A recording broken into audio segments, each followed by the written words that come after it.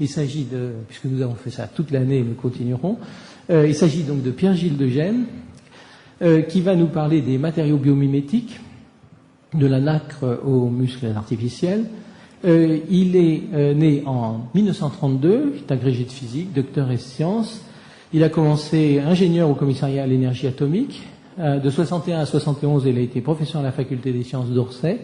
Je crois que nous avons eu au mois d'août d'ailleurs certains de ses élèves ici qui ont parlé de cette époque-là. À partir de 1971, il est devenu professeur au Collège de France, où il est toujours, et il est aussi, depuis 1976, directeur de l'École supérieure de physique et chimie industrielle de la ville de Paris, sur la montagne Sainte-Geneviève. Sa spécialité, c'est la physique de la matière condensée, cristaux liquides, polymères, colloïdes, etc. Il est membre de l'Académie des sciences, de la Royal Society et de bien d'autres éminentes sociétés. Et puis, bien sûr, il a reçu de nombreux prix, dont le prix Nobel de physique en 1991. J'indiquerai seulement, pour finir, quelques publications, 500 publications scientifiques dans des revues, et puis des livres sur la superconductivité des métaux, la physique des cristaux liquides, l'introduction à la dynamique des polymères, etc. Ce sont des livres en anglais. Je signale en français Les objets fragiles, publié chez Plomb en 1994, et un CD-ROM, La matière molle, physique des objets de tous les jours, CD-ROM Arte Édition, 1998. Je lui donne donc la parole maintenant, en le remerciant vivement d'avoir accepté notre invitation, pour une 50aine de minutes. Merci. Merci beaucoup.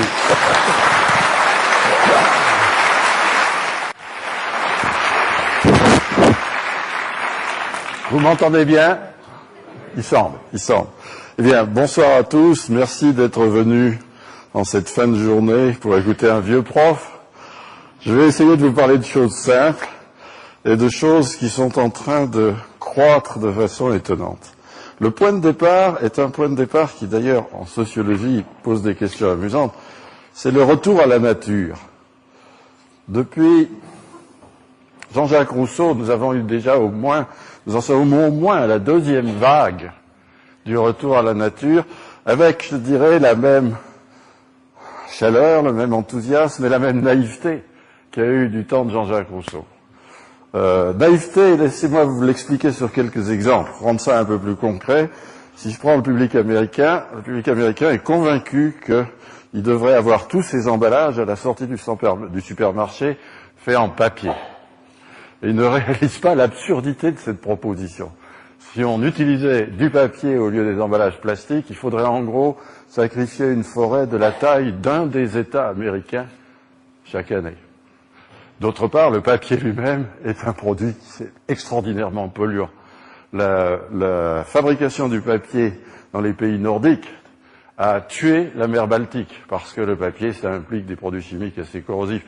De nos jours, on arrive à améliorer ça. Mais croire que le papier est un produit naturel et recherchable est une naïveté. Je dirais la même chose du verre. Je ne vais pas en parler en détail, on peut, dans les questions, s'il y a des gens qui sont motivés par ce genre de questions, le verre, tout le monde voit ça comme un matériau très beau et très propre. Le verre est un des pires polluants de notre planète. Donc il y a beaucoup de naïveté là-dedans, seulement en même temps, il y a la possibilité intéressante de réfléchir sur ce que la nature nous apprend. Et justement, ceux d'entre vous qui ont suivi la partie biologique de ces exposés au début de l'année réalisent que notre volume de connaissances a cru d'une façon extraordinaire et que nous voyons la vie en action d'une façon qui est très instructive. Là, j'ai mis une liste un peu bébête de ce que la vie nous montre, disons. Justement, des matériaux. Moi qui ai mal au dos, je pense tout de suite au collagène qui forme nos tendons d'une part, mais aussi nos disques vertébraux, et qui est une perle du point de vue de la réalisation mécanique. Même dans mon cas, j'arrive à me tourner à peu près dans tous les sens, à subir des contraintes, quand même à peser une centaine de kilos et ainsi de suite, et ça marche.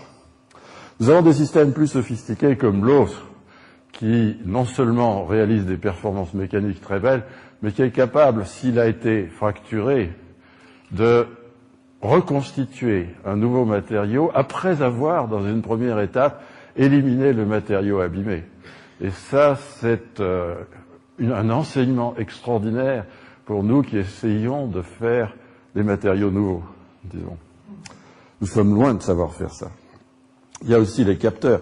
l'œil, l'oreille, le goût, et ainsi de suite, qui sont des capteurs extraordinaires, et les processeurs, ce qu'il y a en principe là-dedans, que nous ne connaissons pas encore très bien, eux, dans ce cas-là.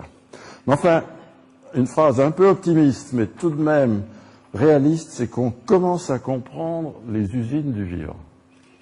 Et une des questions qu'on doit évidemment se poser, c'est toujours vrai quand on parle à des étudiants, ne regardez pas uniquement ce qui est, mais pensez tout de suite à comment vous pouvez le transformer ou l'utiliser ailleurs. Bien là, comment est-ce que nous pouvons utiliser cette connaissance ailleurs? Alors, j'ai pris comme point de départ cette image-là, qui est un produit assez remarquable.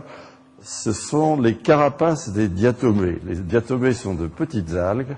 Elles fabriquent des carapaces en silice qui sont absolument extraordinaires, qui sont à l'échelle, vous voyez ici, de 10 micromètres, et qui ont d'ailleurs servi d'objet modèle pour les gens qui construisaient des microscopes depuis le 19e siècle. Ils utilisaient toujours des carapaces de diatomées pour voir si leur microscope faisait de belles images. Cette petite algue qui, de rien du tout, arrive à construire ces édifices extraordinaires. Jusqu'à 99, on comprenait absolument pas comment cette silice arrivait à précipiter à partir de silicates d'une façon contrôlée et guidée.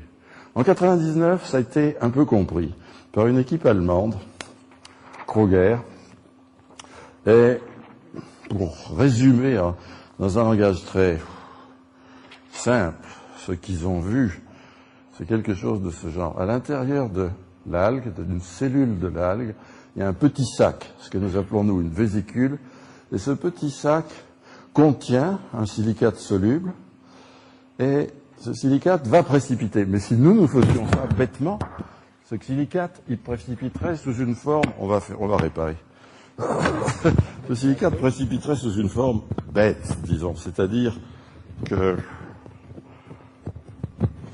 il ferait de la silice amorphe, il ferait quelque chose de tout à fait inintéressant. Ici, la diatomée amène ce que Kröger a découvert, un peptide court, une sorte de petite chaîne de protéines, qu'il a appelée une silafine, qui s'installe et qui guide la cristallisation. Et à partir de ça, se fait un petit cristal admirable. Ensuite, le sac sort à l'extérieur, les sacs se réunissent, les cristaux se soudent et font ce que nous voyons à la fin. La découverte de ces silafines est quelque chose de tout à fait remarquable. Ce ne sont pas des produits que nous pouvons rêver d'industrialiser vite, parce qu'un peptide court, c'est quand même quelque chose qui coûte très cher à synthétiser. On sait le synthétiser, ils ont la génétique des gènes qui les fabriquent, mais c'est pas encore quelque chose qui se prête à une industrialisation. Mais c'est un bon exemple. Voilà une usine où nous commençons à comprendre comment l'usine marche. Et puis, ayant vu l'usine, il faut aussi comprendre pourquoi le produit est fonctionnel, pourquoi le produit réalise quelque chose d'utile. Et là, j'aime bien vous parler de la nacre. Vous avez tous vu de la nacre à l'intérieur d'une huître. La plus belle nacre, c'est à l'intérieur des ormeaux, en anglais aballonnés. C'est de la nacre superbe. C'est une pellicule assez mince qui est constituée principalement d'un carbonate de calcium assez banal qui s'appelle l'aragonite. Mais il y a un petit quelque chose en plus que l'huître a mis en place patiemment au cours de l'hiver. Et si vous regardez l'objet, j'ai des photos, mais elles n'étaient pas très belles. Mon dessin n'est pas beau non plus, mais quand même, il vous expliquera mieux ce qui se passe. Vous voyez des petites lames d'aragonite, qui sont des lames d'ailleurs tout à fait parfaites. Ce sont des monocristaux d'aragonite. Seulement, entre ces lames est intercalée une fine pellicule de matériaux organiques qui contiennent du sucre et des protides. La pellicule est très fine, elle représente 5% en épaisseur du système. Et néanmoins, le produit pelliculé de cette façon a des propriétés mécaniques énormément supérieures à l'aragonite toute bête. Dans notre langage, nous disons que la ténacité, c'est-à-dire la résistance à la fracture de la nacre, est 30 fois supérieure à celle de l'aragonite, avec ce tout petit additif. Alors il y a une question de comprendre pourquoi. Parce que tant qu'on n'a pas compris pourquoi, on ne sait pas utiliser des choses comme ça. Et là, je vais être obligé de revenir un peu sur des vieilles choses, comment craque le verre, comment une poutre en fer se fendille, des choses comme ça. voilà, disons une poutre en fer, je me suis mis à tirer aux deux bouts ici, j'avais fait une petite marque où la nature avait fait un petit défaut en surface, la fissure commence à s'ouvrir. Et ce qu'il y a d'extraordinaire quand on y pense, c'est que moi je mets des forces très modestes. Les forces que nous avons au niveau de notre action usuelle sont infimes par rapport aux forces qui existent entre atomes dans un cristal de fer. Et pourtant j'arrive à casser des liaisons. Ma fissure avance, c'est-à-dire que j'arrive à créer localement des forces extraordinaires. Et ceci est par un effet de concentration. C'est que les forces que j'appliquais ici sont, comme ce dessin essaye de le suggérer, concentrées près de la pointe. Donc avec une action externe très petite, j'arrive à claquer des liaisons chimiques, si vous voulez. Et c'est ça qui fait qu'on résiste mal. Le fer un peu mieux que le verre, mais pas brillamment quand même. La nacre est toute différente. Et ça, c'est quelque chose que nous avons essayé de comprendre avec un japonais très dynamique qui s'appelle Ko Okumura. Ce qu'il y a, c'est que si je fais le même genre de fracture dans la nacre, eh bien, comme les petites plaquettes organiques sont très molles, quand j'ai craqué presque partout, cette plaquette organique cède et il n'y a aucune information qui dit à cette aragonite ici qu'elle est sur le point de subir une fracture. Elle n'est pas prévenue, il n'y a pas concentration des forces. Et de ce fait, pour arriver à le faire craquer, il faut que je mette des forces qui soient importantes à l'échelle moléculaire, qui soient comparables aux forces de liaison dans l'aragonite elle-même. Alors bien sûr, la nature est moins belle que ça, c'est pas infiniment mou, c'est un peu mou et il faut comprendre ce qui se passe dans ce cas intermédiaire. Mais on comprend l'idée, c'est qu'un système comme ça, de plaquettes presque découplées, n'a pas de peu de concentration de force et donc résiste beaucoup mieux à la fracture. Alors ceci n'est pas totalement une surprise. Nous utilisons des matériaux composites depuis très longtemps pour fabriquer des objets résistants. Dans une planche à voile, par exemple, ou dans des choses de ce genre, dans le mât de la planche à voile. Mais il y a beaucoup à apprendre d'un système comme la nacre. Je vais vous parler maintenant d'un autre exemple. Et là, ce que je vous dis, c'est un peu audacieux de vous en parler, parce que ce que je vais vous dire, c'est une vision personnelle. Je ne suis pas sûr encore qu'elle soit confirmée par l'expérience. Mais, comme souvent dans ces cas-là, si on le dit franchement, on peut se permettre de la tenter. Et on verra. L'objet de départ est un objet qui vous est assez familier, un escargot. L'escargot avance, en laissant derrière lui une petite traînée brillante, il sécrète ce qu'on appelle un mucus. J'ai mis ici un petit limerick sur l'escargot que ceux d'entre vous qui sont amis des limerick aimeront, mais ça me sort un peu de mon sujet. Qu'est-ce que c'est que le mucus de l'escargot? Eh bien, c'est principalement de l'eau, mais à l'intérieur de ça, des polymères, des longues chaînes flexibles qui sont assez remarquables. Et ces polymères sont formés avec une chaîne peptide, là encore, mais beaucoup plus longue que de ceux dont nous parlions tout à l'heure. Et à cette chaîne sont attachés des bras latéraux que j'ai dessinés ici en vert, qui sont des sucres. Et cet objet-là, dans l'eau, a des propriétés mécaniques assez étonnantes. C'est-à-dire que si je le laisse tranquille, si je ne l'agite pas trop, les sucres s'attachent entre eux. Et ce que vous obtenez, c'est ce que nous appelons un gel. C'est un système qui est ponté un peu partout et qui résiste à de légères forces mécaniques, tout à fait comme la gélatine que nous mangeons dans différents produits alimentaires plus ou moins vertueux. Et que nous mangerons de moins en moins à cause de la maladie de la vache folle. Mais, si par contre je tire fort, ces liaisons qui sont fragiles cèdent et le système redevient liquide. Donc ce que nous avons là, c'est un matériau qui est à peu près solide dans des conditions de faible malheur, et puis dans les conditions de fort malheur, il est liquide. Eh bien, je pense que c'est ça qui permet à l'escargot de bénéficier du mucus pour avancer. Ici, j'ai dessiné une petite région du ventre de l'escargot.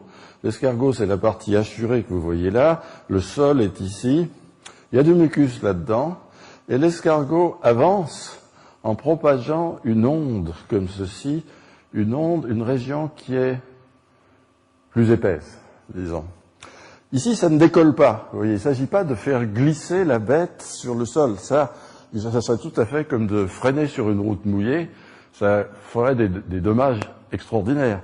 Non, simplement, on décolle une petite partie et on fait avancer ce décollement. Et au total, quand il a avancé à travers toute la longueur, l'escargot s'est déplacé d'une longueur qui est égale à la différence entre la courbe et la droite, ici.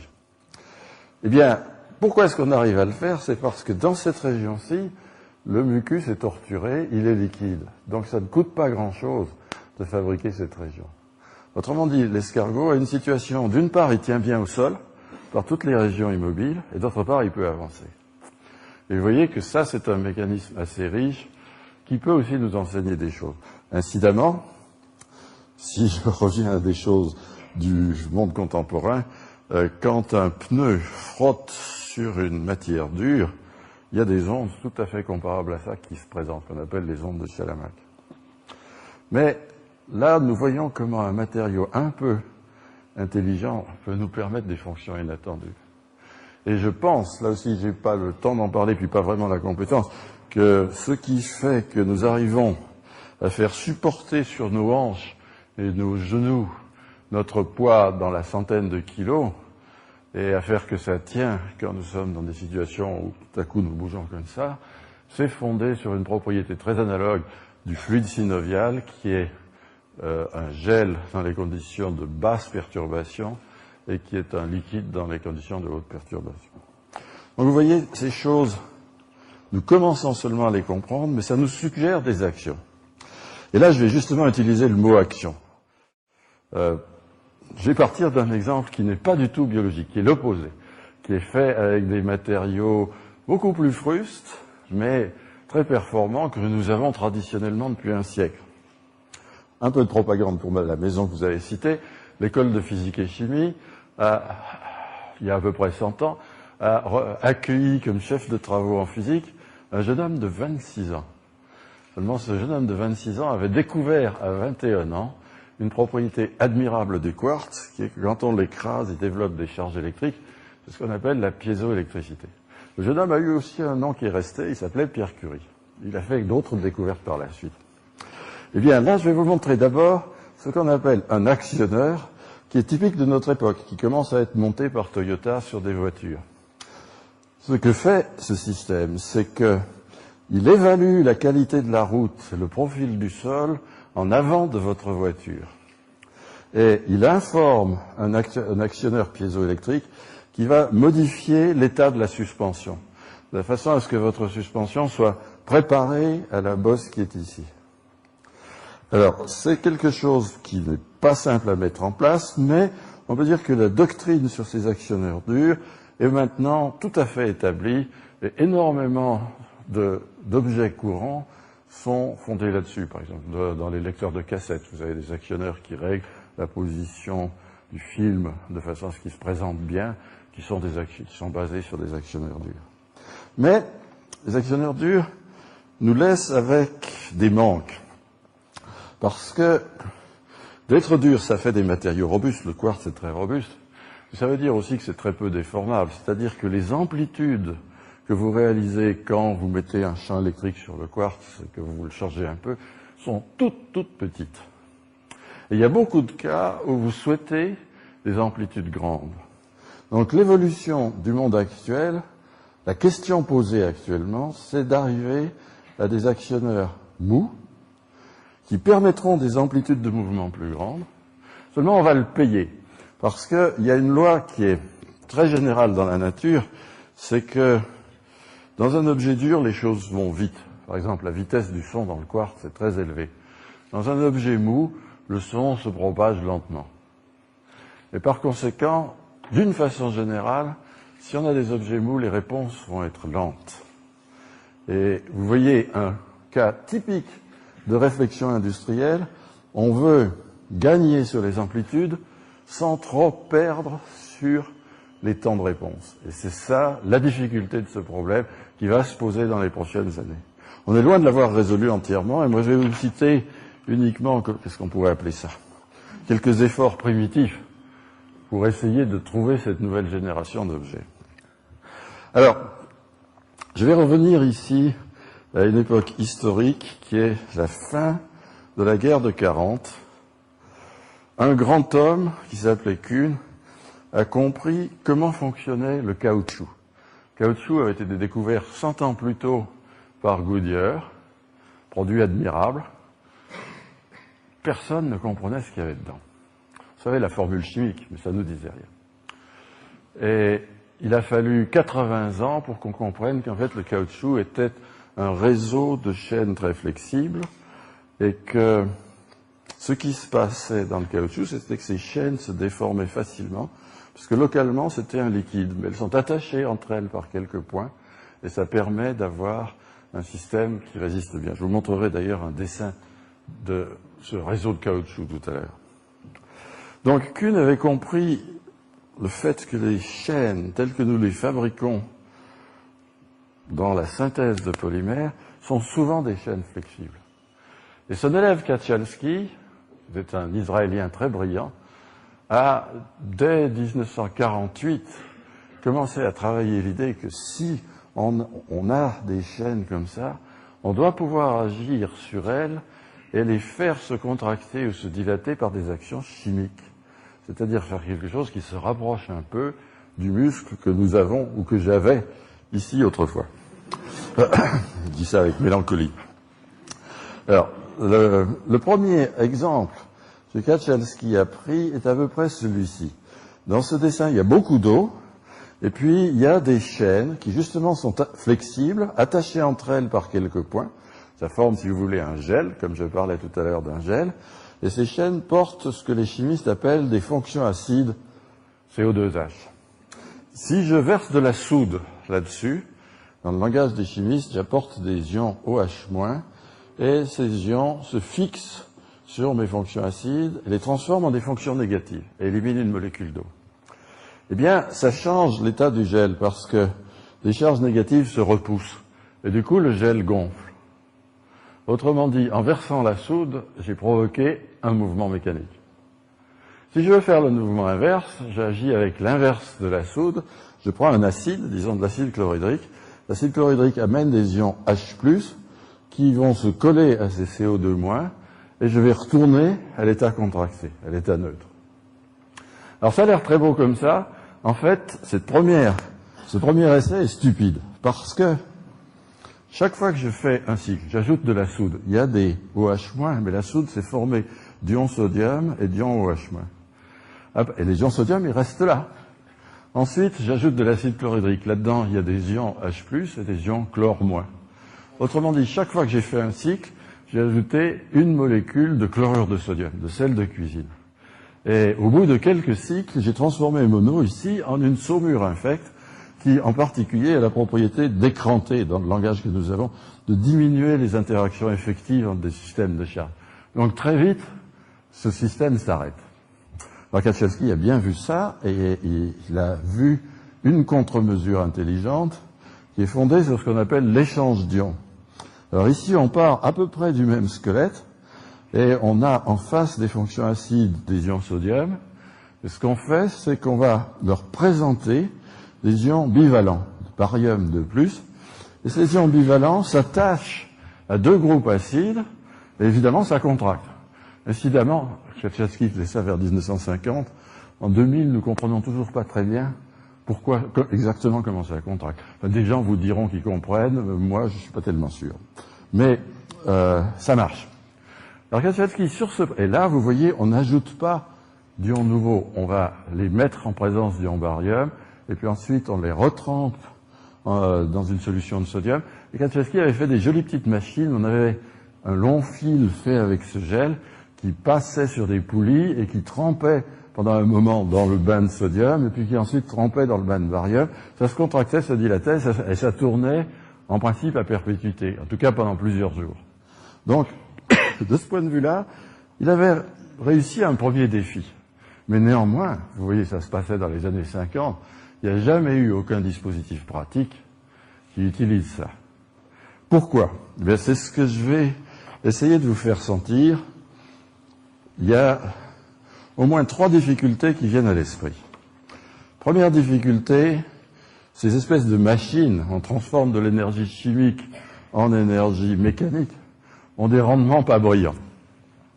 Alors, au premier coup d'œil, nous physiciens, ça nous choque. On se dit, si je compare ça à un moteur électrique, par exemple, le moteur électrique d'une dynamo d'appoint dans la pièce à côté, là, va avoir un rendement de l'ordre de 98%.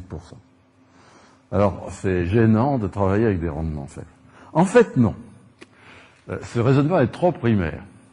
Et je vais vous citer un appareil que vous avez tous, qu'il est lui-même en train d'utiliser, qui a une grande efficacité avec un rendement faible. C'est l'appareil qui lui permet de mettre au point. Chacun de nous, quand on met au point, on entend des petits bruits. Et qu'est-ce qui se passe? Eh bien, c'est un très joli système. On a un anneau piézoélectrique dans lequel on fait propager des ondes qui tournent comme ça, comme des vagues de la mer, sur un anneau. Ça frotte sur une base piézoélectrique, et les ondes qui avancent comme ça se couplent à l'autre et elles font tourner. Ce dispositif, il a un rendement de 20%. Il a un rendement très mauvais.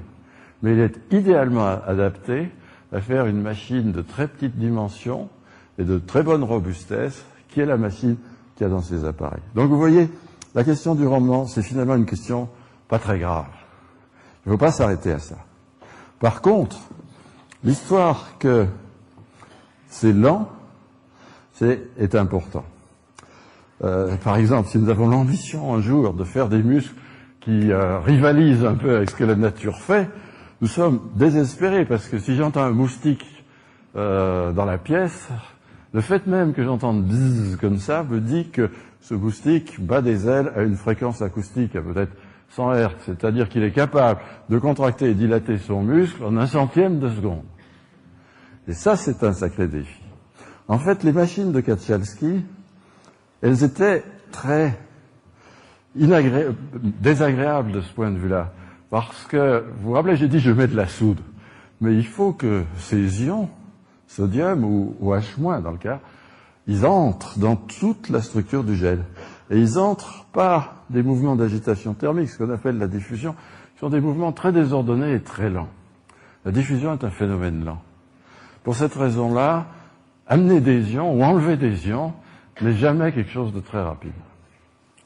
Et puis même si j'arrivais, alors si je voulais, ça c'est une autre chose qu'on rencontre constamment en recherche industrielle, on peut se dire, il doit y avoir moyen d'amener les ions mieux. D'habitude, comment j'amène des ions? Par des électrodes. Je mets une électrode de cuivre, une électrode de platine si je veux qu'elle soit robuste. Mais là, il faudrait que j'ai des électrodes un peu partout dans mon gel. Qu'à cela ne tienne, nous avons des polymères conducteurs de nos jours qui nous permettraient, à la rigueur, de faire ça. Ils sont très chers, pas faciles à manier, pas très robustes. Ignorons ces difficultés. J'amène mes ions. Et je crois que j'ai résolu mon problème. En fait, non. J'ai pas résolu le problème parce que même si j'arrive à amener le OH- ou le H+, très vite, par une espèce d'électrode distribuée, il y a le problème de l'eau. Parce que je veux faire gonfler ma structure, il faut que l'eau elle-même rentre. Et l'eau, elle aussi, rentre par un mécanisme qui est essentiellement un mécanisme de diffusion, exactement comme l'eau rentre dans un sol s'il a plu par en dessus et qu'elle envahit le sol. Et vous savez très bien qu'elle rentre pas vite, et qu'elle ne sort pas vite aussi. Donc, de ce point de vue-là, ces systèmes-là sont condamnés d'une certaine façon. Et puis, il y a un autre aspect auquel je suis particulièrement sensible à mon âge avancé, qui est la fatigue. Les muscles du genre Katchalski, faits avec des gels très mous, se fatiguent considérablement. Et ça, je vais essayer de vous le montrer par une expérience que chacun de vous peut faire, d'ailleurs, qu'on peut faire à des écoliers, et même dans l'école primaire. Vous achetez de la gélatine. Ça se présente au départ sous forme d'une petite pastille, à peu près comme ceci.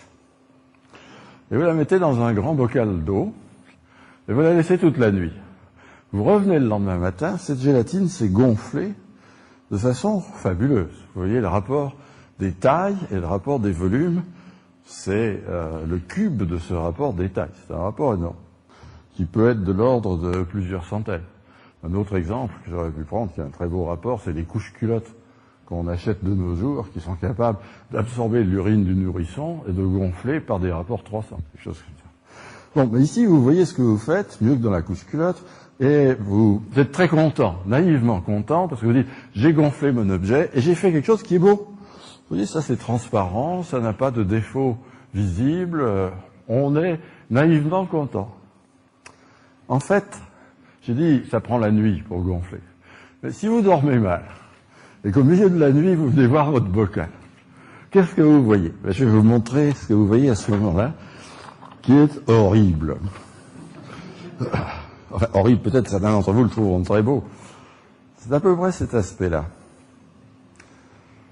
Ce qui s'est passé, c'est que l'eau est rentrée d'abord tout près de la surface. Et là, elle a gonflé la surface énergiquement. Mais l'intérieur, lui, est encore tout serré. Et alors, vous devinez bien que du point de vue mécanique, un système dans lequel certaines parties sont en train de gonfler, d'autres sont encore contractées, c'est effroyable du point de vue mécanique. Et ce qui se passe, c'est que ce système se fracture, comme vous le voyez là, en une série de fractures périodiques, qui ont d'ailleurs été étudiées par Tanaka aux États-Unis il y a une dizaine d'années. Et le résultat, c'est que cet objet-là, si vous voulez, si je le contracte et que je le regonfle, à chaque coup, il se fracture. C'est pas ce qu'on veut d'un muscle. On veut pas qu'un muscle qui se fissure chaque fois qu'on le fait travailler. Donc, de ce point de vue-là, le problème de la fatigue est un problème difficile. Alors, je vais vous parler maintenant de quelques systèmes qui sont soit en train de naître, soit déjà en train de s'installer même au plan industriel, modestement encore, mais qui sont des exemples. Le premier système que j'ai là va être basé sur une variante du caoutchouc. Alors ici, j'ai refait un dessin de ce que c'est qu'un caoutchouc. Vous voyez ici des chaînes mobiles, c'est ce que vous prenez sur l'arbre l'EVA, vous faites une incision, il coule une sève qui est formée de ces chaînes mobiles, et puis vous laissez le système exposé à l'air, par exemple. Les Indiens mettaient ça sur leurs pieds, et au bout d'une demi-heure, ils avaient une botte, parce que l'oxygène de l'air avait attaché les chaînes ensemble. Vous faites quelque chose qui a la cohérence d'un réseau, mais en même temps, localement, ces chaînes sont totalement flexibles, c'est liquide à l'échelle des atomes. Ce système qui est à la fois très flexible et cohérent, c'est ce que nous appelons un caoutchouc. Alors maintenant, je vais vous parler d'une autre famille de systèmes, qui est ce qu'on appelle les liquides pneumatiques, découvertes des années 1900. En Allemagne, George Lehmann, qui les découvre, mais qui n'y comprend rien. En France, Georges Friedel, grand patron d'une grande famille de scientifiques, 4 générations de Friedel dans les sciences. Georges Friedel qui comprend comment ça marche. Et en gros, comment ça marche, c'est ceci. Nous sommes ici à l'échelle des molécules, c'est-à-dire, mon dessin ici vous représente 1/1000e de mètre à peu près, et je choisis de fabriquer des molécules dont le centre est un bout rigide et qui a des petites queues flexibles. Alors si j'avais avec les bouts rigides allongés, comme ça, des espèces de crayons, ben ça ferait un cristal tout bête. Les crayons se mettraient les uns à côté des autres, ils se colleraient ensemble, j'aurais un cristal. Si on a eu l'intelligence d'ajouter ces petites queues flexibles, ça reste un liquide. Seulement, ce liquide peut exister soit dans l'état bête des liquides, où les molécules pointent dans toutes les directions, en désordre complet, soit dans un état aligné, où les crayons se mettent parallèles, mais ils bougent quand même les uns par rapport aux autres. C'est un liquide. Bien, ça, c'est ce qu'on appelle un pneumatique, et comme je disais, c'est vraiment Georges Friedel qui a compris par des expériences superbes pourquoi c'était comme ça. Alors maintenant, je vais combiner les deux idées, l'idée du caoutchouc et l'idée du liquide pneumatique. On peut faire, avec des molécules de ce genre, un réseau liquide qui sera un caoutchouc pneumatique. Ça a été fait pour la première fois par un chimiste allemand tout à fait remarquable qui s'appelle Enno Finkelmann. Et là, vous voyez qu'on peut commencer à rêver. Parce qu'un caoutchouc comme ça, si je le mets au-dessus de la température d'ordre, dans sa phase désordonnée, eh bien, il va avoir une certaine forme. Mais si je le refroidis un tout petit peu, de quelques degrés, les crayons vont vouloir se mettre parallèles, donc il va s'allonger dans un sens. Et ça, c'est pas un rêve. Finkelmann l'a vu à l'époque, et de nos jours, il y a des efforts nombreux sur ce genre de cas. Je vais vous montrer une photo ici qui est due aux gens de l'Institut Curie et à Patrick Keller, où vous voyez un matériau de ce genre, caoutchouc pneumatique que Keller a fabriqué, et ici, il est dans la phase basse température où les crayons sont parallèles, et ici, il est dans la phase haute température où les crayons sont en désordre. Et ce bloc de matière qui est transparent a changé sa dimension, sa longueur par 30%. Donc vous voyez, avec un tout petit changement de température, il y a moyen de faire un effet mécanique qui n'est pas trivial. C'est ça l'espoir. Je passe sur les difficultés de fabrication. C'est facile pour un théoricien de dire, comme moi, de dire ça se fait. C'est des années de travail, hein, et de très belles inventions chimiques. Mais j'ai pas le temps de vous en parler. Et j'aurais peut-être pas le droit non plus, parce qu'il y a quand même une certaine partie de secret dans ces affaires-là. Alors, la grosse question pour nous physiciens dans cette histoire-là, c'est de voir si cet objet, si cette espèce de muscle primitif, va pouvoir se contracter ou se dilater vite. Et je vais vous montrer ce qu'on espère faire. Je suis vraiment en train de vendre la peau de l'ours. J'y pensais parce que la rue aux ours est à côté d'ici. Et le principe, c'est que je pars de la forme étirée où les crayons sont parallèles. J'envoie un pulse de lumière, très court. Cette lumière chauffe un peu mon système, s'il est un peu absorbant. Et s'il chauffe, il passe de la phase ordonnée à la phase désordonnée. Il change de forme. Alors évidemment, ça, je peux le faire vite. On va voir que je peux le faire vite. Mais, triste sort, après un moment quelconque, il faut que je retourne en arrière. Et ça va faire diffuser de la chaleur. Il faut que je prenne de la chaleur à l'intérieur de mon muscle et que je la fasse sortir. Ça, malheureusement, c'est encore un phénomène de diffusion et c'est lent. Donc, on n'est pas dans le bonheur total et on a un objet qu'on peut appeler seulement semi-rapide, pas rapide. C'est-à-dire qu'il est rapide dans un sens. Mais ça peut être utile. Imaginez que je sois une mouche, Kafka, et que je suis sur la table et je sens une menace immanente. Eh bien, si j'ai un muscle semi-rapide, je peux monter au plafond, et là, j'ai le temps de relaxer et de reprendre mes esprits. Donc, vous voyez, le muscle semi-rapide peut avoir des applications non triviales. Alors, question brûlante, quel est le temps que ça va mettre pour se contracter, que j'appelle taux ici? J'adore raconter ces histoires parce que je dis toujours, c'est un des rares cas où j'ai fait l'expérience moi-même, et je l'ai faite à l'âge de 12 ans, en 1944, dans ma petite ville de Barcelonnette. J'étais très fier parce que j'avais une bande de caoutchouc rouge qui venait de l'intérieur d'un vieux pneu, et je m'étais fait un lance-pierre, avec lequel je détruisais les installations électriques de la ville, comme tous les enfants de ce temps. Mais en fait, je ne réalisais pas que je faisais une expérience qui est très instructive. Je vous montre un lance-pierre parce que dans le monde actuel, c'est peut-être une culture qui s'est un peu perdue. J'ai un caillou ici, je tire, et le caillou part avec une grande vitesse. Quelle est cette vitesse? Eh bien, on peut le comprendre relativement bien, car le caoutchouc se déforme, on passe d'une forme allongée à une forme contractée. C'est ce qui se propage depuis les bouts, en ces points-là et en ce point-là. C'est une onde de contraction, et cette onde de contraction se fait pratiquement à volume constant. On ne change pas le volume du caoutchouc, on change seulement sa forme. Et ces ondes-là, c'est ce que nous appelons des ondes de cisaillement en acoustique. Et nous connaissons très bien la vitesse de propagation des ondes de cisaillement, qui, dans un caoutchouc, est dans la gamme de quelques centaines de mètres par seconde. Parce que le caoutchouc est mou, c'est ce que je disais tout à l'heure, c'est pas ultra rapide. Mais néanmoins, c'est des centaines de mètres par seconde.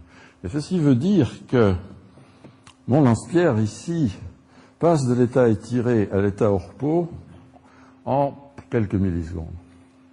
Et c'est exactement la question que je me pose. Si j'ai pris mon muscle pneumatique dans sa phase étirée, tout à coup je le chauffe, il faut qu'il se contracte, mais il va le faire en un temps de l'ordre de la milliseconde.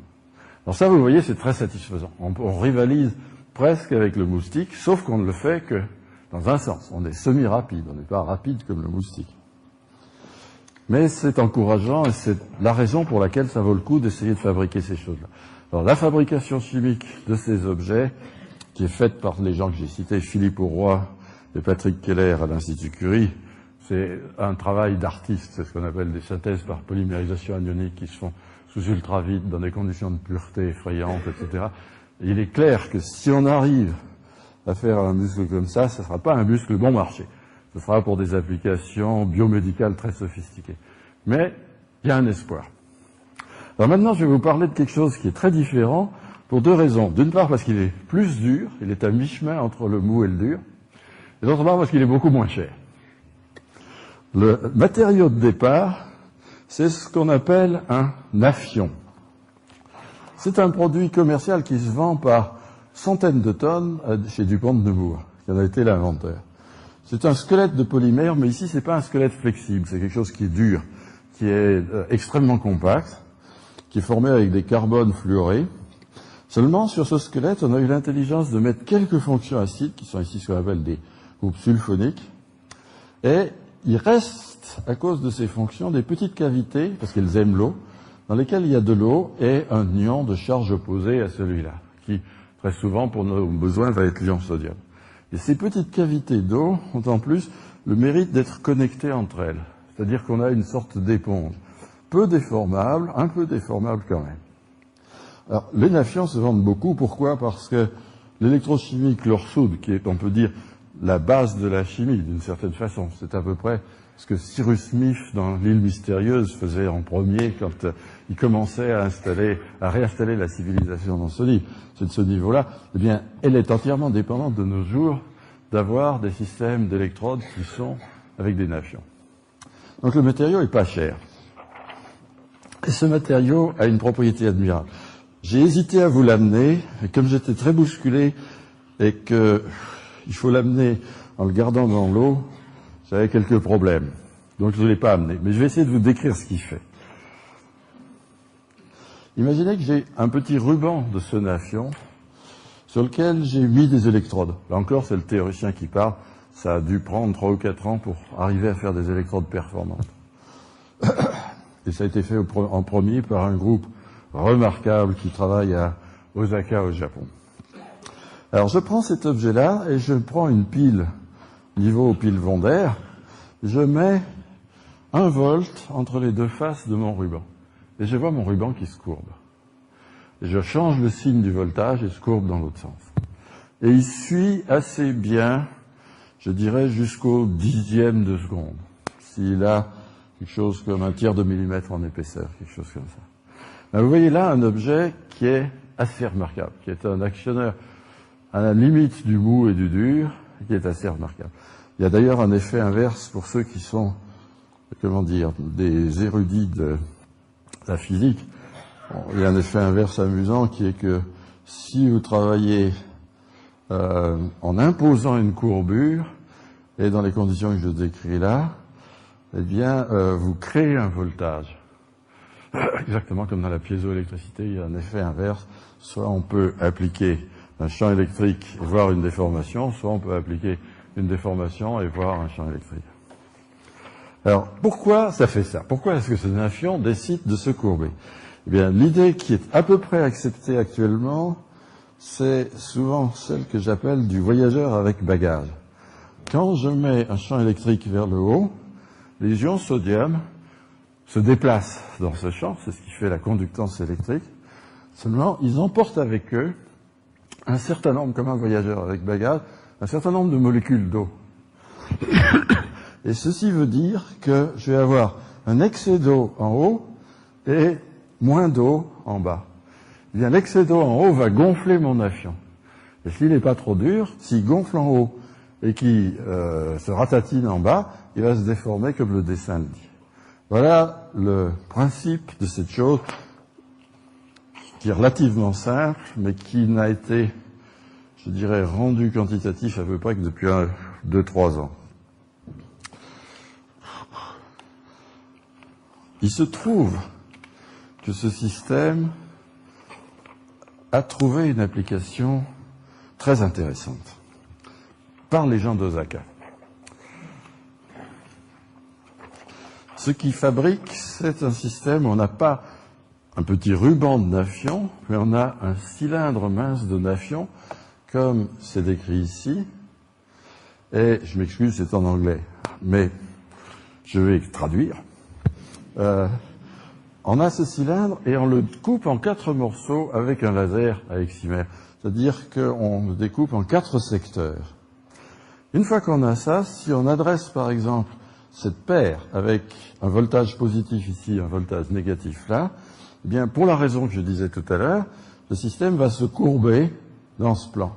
Et si au contraire j'avais actionné l'autre paire, il se serait courbé vers le haut ou vers le bas. Donc je peux orienter à mon choix cet objet. Qu'est-ce qu'on fait avec ? Bien, on construit un tube de ce genre qui peut être orienté à la commande dans 2 directions et on le pourvoit au bout d'un fil très coupant qui va jouer le rôle d'un scalpel. On fait entrer cet objet qui est petit dans la veine d'un chien, on le suit, on le téléguide depuis la veine jusqu'au cerveau. Quand il y a un choix à faire, quand il y a un embranchement sur la route, on l'amène du bon côté de l'embranchement très facilement, parce qu'il a sa tête qui se courbe, on l'amène très facilement dans la bonne direction.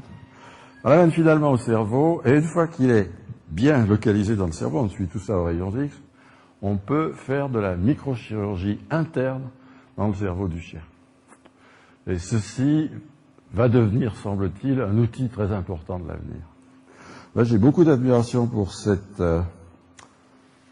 réalisation des équipes japonaises, parce que d'un côté, c'était des gens très fondamentalistes, ils ont compris beaucoup des mécanismes qu'il y a là derrière d'une façon remarquable. C'était des électrochimistes au départ, ils ont vraiment compris ce qu'ils faisaient, mais de l'autre côté, ils ont eu la bonne réaction, en un temps très court, d'arriver à un produit.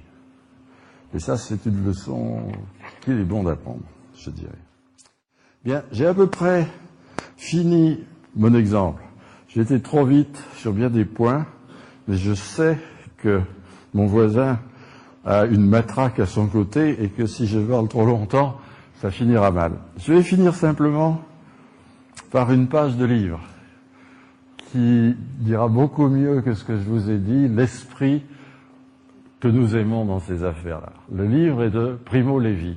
Primo Levi, au départ jeune ingénieur chimiste, qui après se trouve dans les camps de la mort, qui en ressort par un miracle, et qui se met à écrire avec 2 thèmes, dont l'un est le souvenir des camps, et l'autre est sa vie quotidienne d'ingénieur chimiste.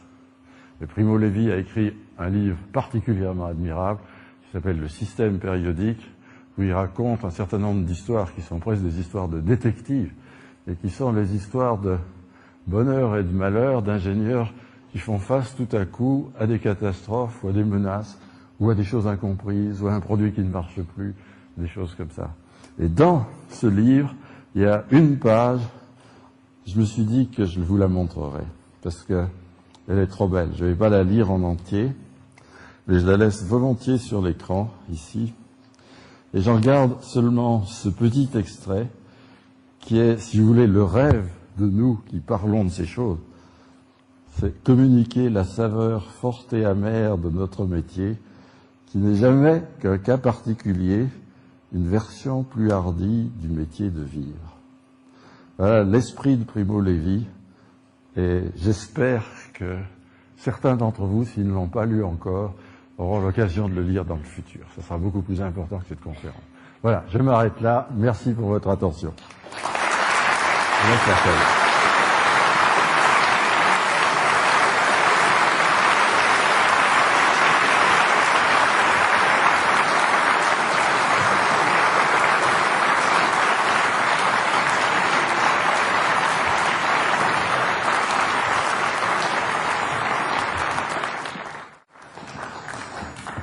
Alors, passons donc aux questions. Je pense qu'il va... Alors, tout de suite une, là-haut, monsieur. Levez-vous. Oui. Monsieur. Allez-y. Moi, c'est très simple. C'est cette année, vos conférences au Collège de France, c'est quel jour de la semaine et à quelle heure? Écoutez, je dirais que c'est toujours amusant de parler du Collège de France. Je vais peut-être, pour ceux d'entre vous qui ne l'ont pas subi du tout, en rappeler quelques points. Le Collège de France est fondé 1530, parce que déjà à cette époque, l'université ne fonctionne pas. les humanistes viennent trouver le roi de France, François Ier, et lui disent il faut autre chose. Et François Ier dit d'accord, je vais faire créer quelque chose, on appellera ça les lecteurs royaux, et ça va enseigner sur n'importe quel sujet. Mais François Ier est un fin politique, comme beaucoup de François, et il dit ah mais je stipule que les professeurs au Collège de France n'auront pas l'autorisation de donner des diplômes. C'est une mesure purement politique pour éviter des conflits entre la Sorbonne et le Collège de France. En fait, cette mesure s'avère l'éperon qui a été la vie du Collège de France depuis ce temps-là. Parce que nous faisons des cours pendant typiquement 10 semaines, 15 semaines, et quelquefois plus, et personne n'est tenu de venir les entendre. Et comme personne n'aime parler devant un amphithéâtre vide, il y a une angoisse extraordinaire qui se crée chez le conférencier, et chaque année, on rame pendant 6 mois, je dirais, en se disant qu'est-ce qu'il faut faire, qu'est-ce qui sera utile cette année, quel est le genre de thème qui est en train de naître. Il faut parler de choses nouvelles, il ne s'agit pas de faire des cours justement comme à l'université où on décrit une science déjà en place.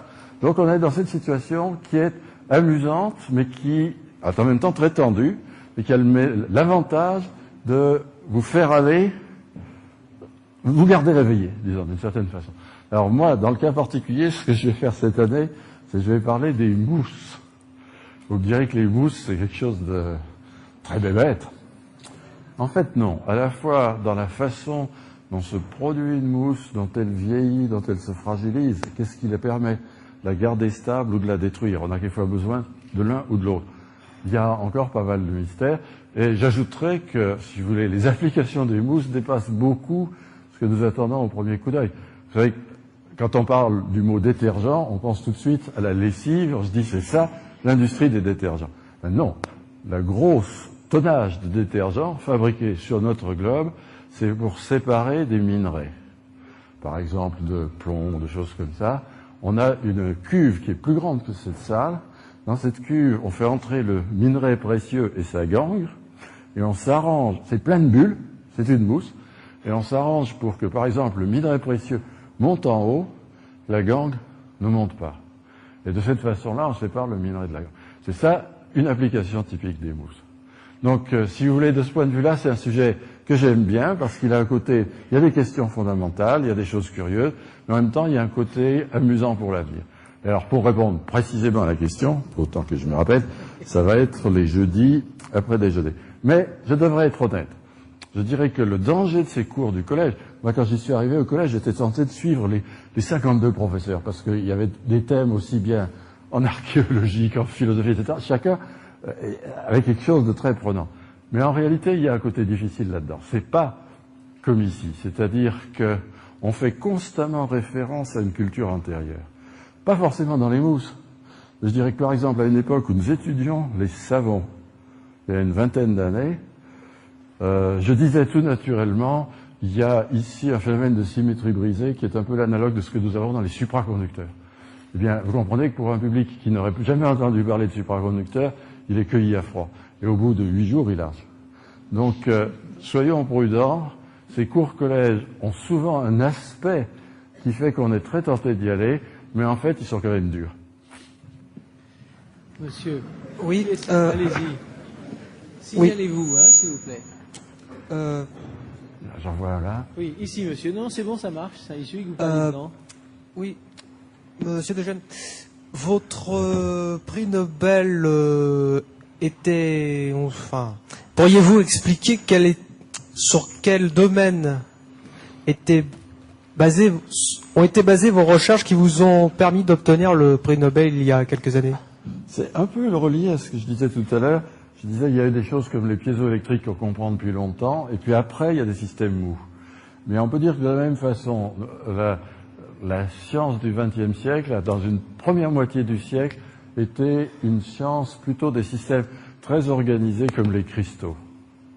Et puis, dans la deuxième moitié du siècle, elle a basculé vers des systèmes moins organisés, plus difficiles à systématiser, comme par exemple ces polymères fondus, je dessinais à propos du caoutchouc, ces choses-là.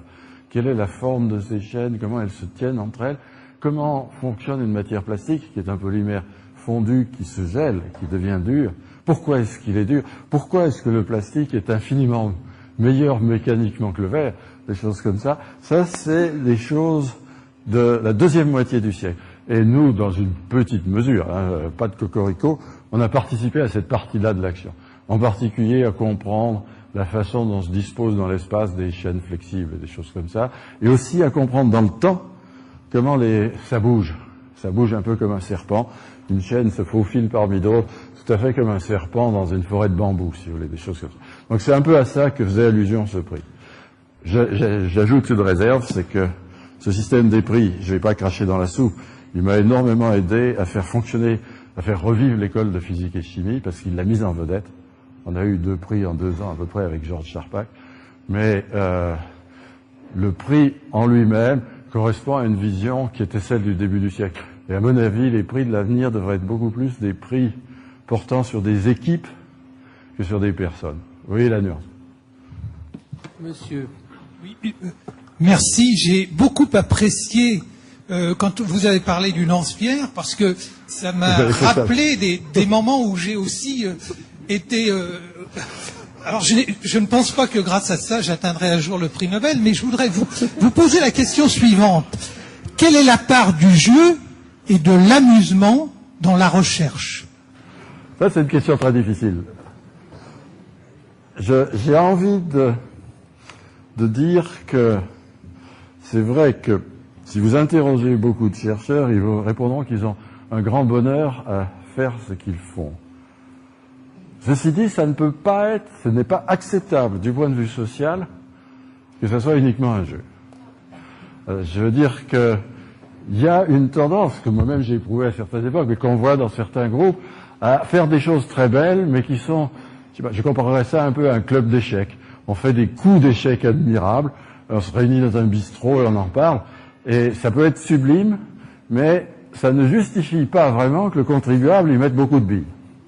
Donc, à mon avis, il y a un équilibre assez subtil. Il faut le côté, cette espèce de bonheur, de voir des phénomènes bizarres et progressivement d'arriver à comprendre comment ça marche. Et après, comme je disais, comment on peut les modifier, comment on peut agir dessus. Il faut cette espèce de bonheur. C'est une condition nécessaire, mais c'est pas suffisant. Parce que si on se laissait guider uniquement par ça, on arrive à des excès. Et je vais vous citer un excès qui est dans tous les journaux de ces jours-ci, la machine Soleil. Vous voyez le public des chercheurs français se régaler parce qu'on va construire un nouveau synchrotron à Orsay. À mon avis, c'était pas du tout prioritaire. Ça leur fait très plaisir. Ils vont beaucoup s'amuser avec. Je suis pas sûr que ça apporte des révolutions scientifiques. Alors là, je vais peut-être me faire écharper à la sortie.